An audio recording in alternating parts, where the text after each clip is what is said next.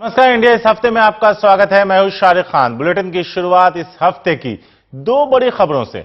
नरेंद्र मोदी को बीजेपी ने अपना पीएम उम्मीदवार बना दिया है।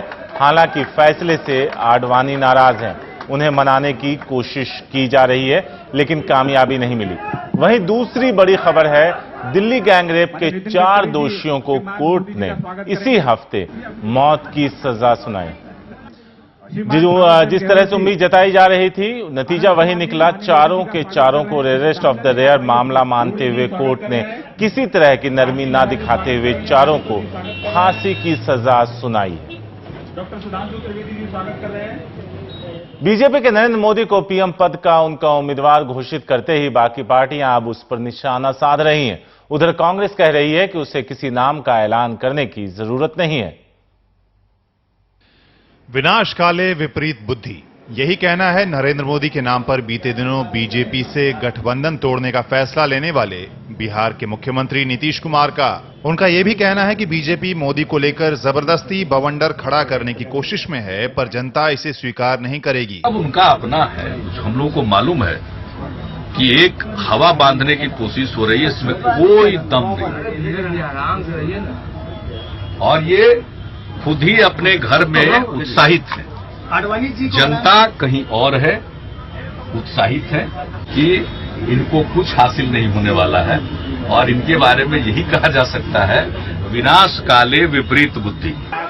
वहीं पीएम पद के लिए मोदी के नाम के ऐलान के साथ ही कांग्रेस और बीजेपी के दो वरिष्ठ नेता दिग्विजय सिंह और रविशंकर प्रसाद आमने सामने आ गए कि नरेंद्र मोदी जी वो व्यक्ति है जिसने उनको सहयोग किया है, उसी का हाथ उसने काटा है। केशुभाई पटेल ने उनको आगे बढ़ाया, आज गर्दिश में है। वाघेला जी ने उनको आगे बढ़ाया, वो गर्दिश में है।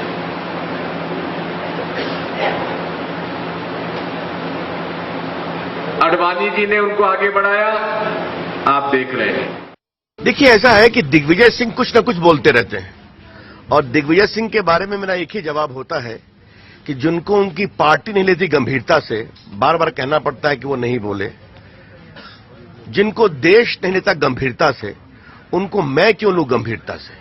वहीं जहां तक कांग्रेस की ओर से पीएम पद के उम्मीदवार की बात है, केंद्रीय कोयला मंत्री श्री प्रकाश जायसवाल ने कहा है कि उनकी पार्टी को नाम के ऐलान करने की जरूरत नहीं है।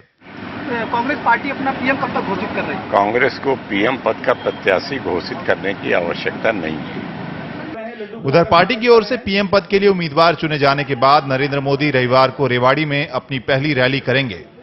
Bureau report, NDTV India. Narendra Modi को बीजेपी ने अपना पीएम उम्मीदवार घोषित कर दिया। कुछ देर के लिए संसदीय बोर्ड की बैठक हुई और इसमें नाराज लालकृष्ण आडवाणी शामिल नहीं हुए। बड़ा सवाल है कि क्या मोदी पार्टी को एकजुट रख पाएंगे? संसदीय दल ने यह फैसला किया है कि श्री नरेंद्र मोदी को आगामी लोकसभा चुनाव के लिए प्राइम मिनिस्ट्रियल कैंडिडेट के रूप में प्रोजेक्ट किया जाए। भारतीय जनता पार्टी के राष्ट्रीय नेतृत्व ने मुझ जैसे एक सामान्य परिवार से आए हुए, छोटे से कस्बे से आए हुए एक कार्यकर्ता को बहुत बड़े कार्य के लिए दायित्व दिया है। दिल्ली में बीजेपी मुख्यालय में इस ऐलान के साथ बीजेपी ने जैसे चुनावी बिगुल फूंक दिया। मोदी की इस ताजपोशी के साथ जश्न कुछ इस तरह मनाया जाने लगा मानो वो चुनाव जीत ही गए हों। लेकिन इस जश्न के बीच एक खलल आडवाणी की चिट्ठी ने डाल दी। राजनाथ के नाम इस चिट्ठी में उन्होंने लिखा, प्रिय राजनाथ जी, दोपहर को जब आप मुझे आज के संसदीय अधिकरण की बैठक की सूचना देने आए थे, तब मैंने अपने मन की व्यथा के बारे में और आपके कार्य संचालन के बारे में और अपनी निराशा के बारे में कुछ कहा था। मैंने आपको उस समय कहा था कि मैं विचार करूंगा कि बैठक में आकर अपनी बातें सभी सदस्यों को कहूं अथवा नहीं। अब तय किया है कि आज की बैठक में नहीं आऊं, यही उचित होगा। लालकृष्ण आडवाणी। जाहिर है पिछले 4 दिन से आडवाणी को मनाने में जुटी पार्टी नाकाम रही। हालांकि मोदी के नाम पर नाराज बताए जा रहे दूसरे नेताओं मुरली मनोहर जोशी और सुषमा स्वराज ने पार्टी का फैसला मान लिया। मोदी जी का स्वागत करें। आप इस फैसले के साथ हाँ जी बिल्कुल। अडवाणी जी नाराज हैं अभी तक उस बारे में अडवाणी जी के घर जा रहे हैं, भाई आशीर्वाद विजय बाकी पार्टी नेता बधाइयों का अंबार लगाते दिखे। ने स्वागत किया है। ये समय की मांग है। नरेंद्र मोदी जैसा व्यक्ति हमको चाहिए जो युवाओं को भी एक किस्म से प्रोत्साहित करे। लोगों के मन में बस चुके हैं और ये समय आ गया था और मुझे बड़ी खुशी है। इस तरह की आबाद लोकप्रियता पूरे भारतवर्ष में, क्या गरीब क्या अमीर, क्या उत्तर क्या दक्षिण, सब एक नए भारत की कल्पना नरेंद्र मोदी में देखते हैं। और कार्यकर्ताओं का जोश आतिशबाजी की तरह फूटता रहा। Bureau report, NDTV India. Delhi gangrape case में 4 दोषियों को फांसी की सजा सुनाई गई है। दिल्ली की साकेत कोर्ट ने इसे rarest of the rare case माना और मुलजिमों को मौत की सजा दे दी। मुकेश, पवन, अक्षय और विनय, इन सबको सजाए मौत मिली है। ये फैसला दिल्ली गैंगरेप केस में साकेत कोर्ट ने सुनाया है। इस मामले में कुल 6 आरोपी थे। इनमें से एक आरोपी राम सिंह ने तिहाड़ जेल में खुदकुशी कर ली, जबकि एक नाबालिग आरोपी को 3 साल की सजा सुनाकर रिमांड होम भेजा जा चुका है। इन सभी 4 आरोपियों को कोर्ट ने दोषी करार दिया था।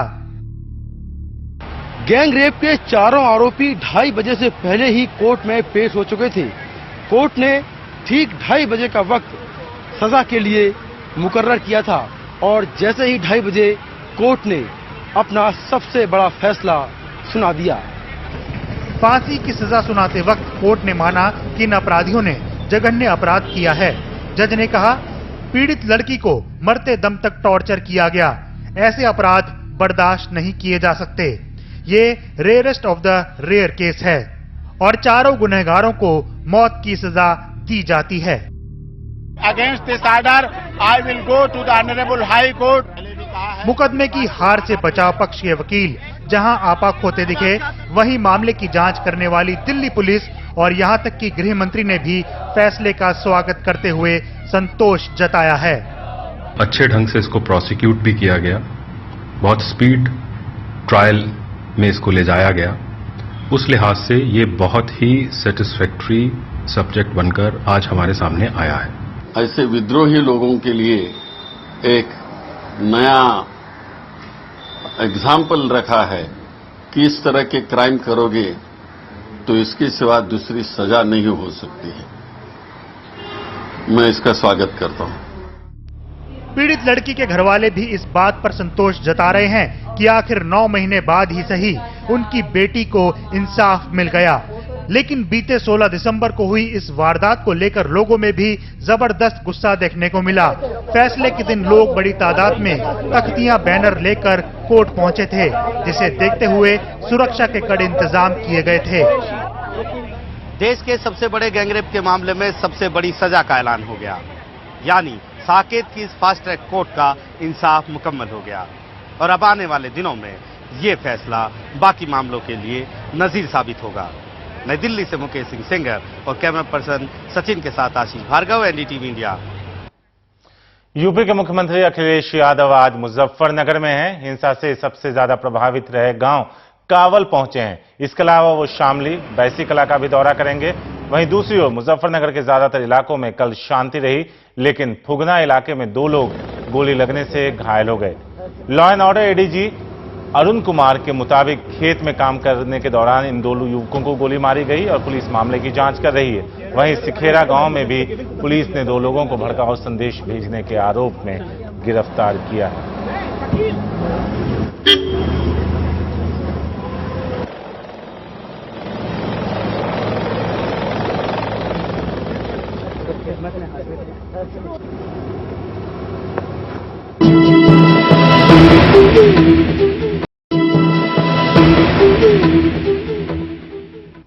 कोलकाता के एक स्कूल पर आरोप लगा है कि वहां 11 साल की बच्ची को छात्रों ने इतना तंग किया कि वो बीमार पड़ गई और उसकी मौत बाद में अस्पताल में हो गई। नाराज अभिभावकों ने स्कूल में जमकर हंगामा किया। बाद में स्कूल की प्रिंसिपल को इस्तीफा देना पड़ा। दमदम के क्राइस्ट चर्च स्कूल पर बच्चों के माँ बाप का गुस्सा कुछ इस तरह फूटा। ये तोड़फोड़ देर तक चलती रही। बड़ी बड़ी लड़की लोग ब्लैकमेल करती है, आज ये पैसा दो, कल वो पैसा दो। क्यों? इतना बड़ा स्कूल में पढ़ाएंगे लेकिन कुछ डिसिप्लिन नहीं, कुछ नहीं है। मामला 11 साल की एक बच्ची ओइंद्रिला की मौत का है, जो यहाँ 5वीं क्लास में पढ़ती थी। उसके माँ पिता का आरोप है कि उसे कुछ सीनियर टॉर्चर कर रहे थे। उससे पैसे मांगे गए, जो वो लेकर नहीं गई तो उसे 3 घंटे बाथरूम में बंद कर दिया गया। परिवार के मुताबिक अगले दिन भी उसे तंग किया गया। अगले दिन मेरी बेटी स्कूल गई तो उसे सीनियर लड़कियों ने 100 रुपए के लिए दोबारा परेशान किया और कहा कि अगर ये बात किसी को बताएगी तो अंजाम बुरा होगा। करीब 8 घंटे स्कूल की प्रिंसिपल अपने कमरे में बैठी रही। बाहर पुलिस वाले मौजूद थे। आखिरकार प्रिंसिपल को बाहर आना पड़ा। स्कूल के स्वीपर ने बच्ची को बाथरूम से निकाला। लोग इस बात से नाराज हैं कि तभी कार्रवाई हुई होती तो मामला यहां तक नहीं पहुंचता। आखिरकार स्कूल की प्रिंसिपल ने अपने पद से इस्तीफा दे दिया। कोलकाता से कैमरा पर्सन निर्मल सरकार के साथ देवयानी चौबे, एनडीटीवी इंडिया। महाराष्ट्र में गणेश उत्सव की धूम रहती है और राज्य की राजधानी मुंबई में गणपति पर्व एक मुख्य त्योहार के तौर पर मनाया जाता है। फिर भला बॉलीवुड गणपति बप्पा मौर्य कहने से कैसे बच सकता है? देखिए किन किन सितारों के द्वारे पधारे गणपति बप्पा।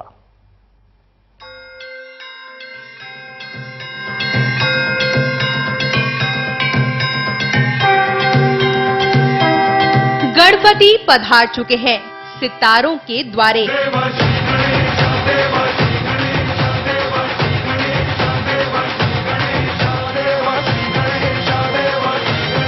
ये है बॉलीवुड के दबंग सलमान खान के गणपति, जो उनकी बहन अलवीरा के बांद्रा वाले घर पर 1.5 दिन के लिए विराजे हैं। देर शाम सलमान भी गणपति की आरती में शरीक हुए। इस दौरान पूरे परिवार के साथ सलमान भजन में झूमते नजर आए। अभिनेता जितेंद्र भी बचपन से गणपति के भक्त हैं। जितेंद्र ने हर साल की तरह अपने जुहू वाले बंगले में धूमधाम से गणेशोत्सव मनाया। भक्ति का वरदान है, जो कमाए वो धनवान है।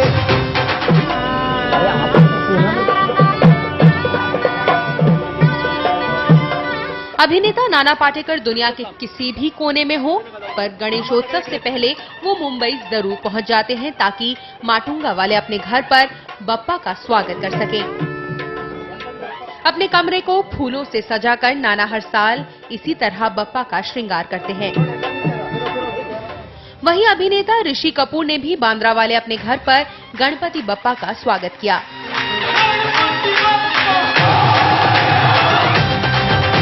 और इस तरह गणपति उत्सव की शुरुआत के साथ ही माया नगरी के सितारे भी गणपति के रंग में रंग गए हैं। यानी अगले 10 दिन तक बॉलीवुड भी बोलेगा गणपति बप्पा मोरया। मुंबई से ब्यूरो रिपोर्ट, एनडीटीवी इंडिया।